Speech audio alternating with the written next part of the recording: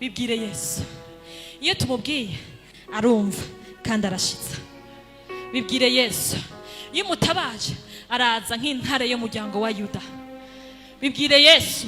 Iyo uri kurarira araza nk'umuhoza ahaguheka ku mugongo wiwe.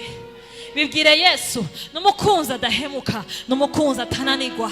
Iyo kubandi baguhevye arakwiyegereza. Iyo bakwambuye arakwambika. Iyo bagutaye araguhaza. Numukunzi mwiza agira neza. Nawe amwizeye ngo azigera kogwa n'isoni. Nawe wamuhamagaye ngo asone occupé. Ukimuhamagara abashitse, ugitabaza abakorotse. Azarana n'ingabo ziwe. Urinta kogwako kuko ugukozeko akoze imbone ya jisho ry'Imana, kuko yakugize imbone y'ijisho ry'Imana. Twaratoneshejwe mu mwami.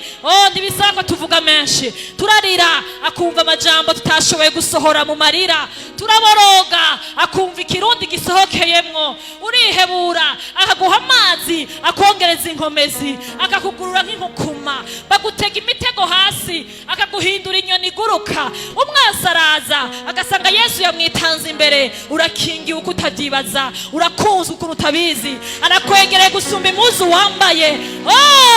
Urumukundwa, uri umwana mu rugo rwa data, uri umwana wiwe. Yaragukunze kandi azogukundisha benshi, ayaguhezage kandi azogutuma uhezagira benshi. Abantu boguhenda ariko wenyene azokwereka yuko iyo avuze ashitsa, iyo yemeye atawanka, iyo yuguruye atawugara.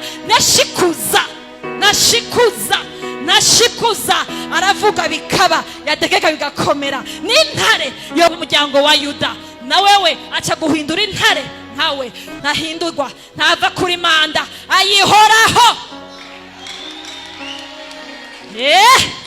Icubahiro ni c'Imana, icubahiro ca Papa.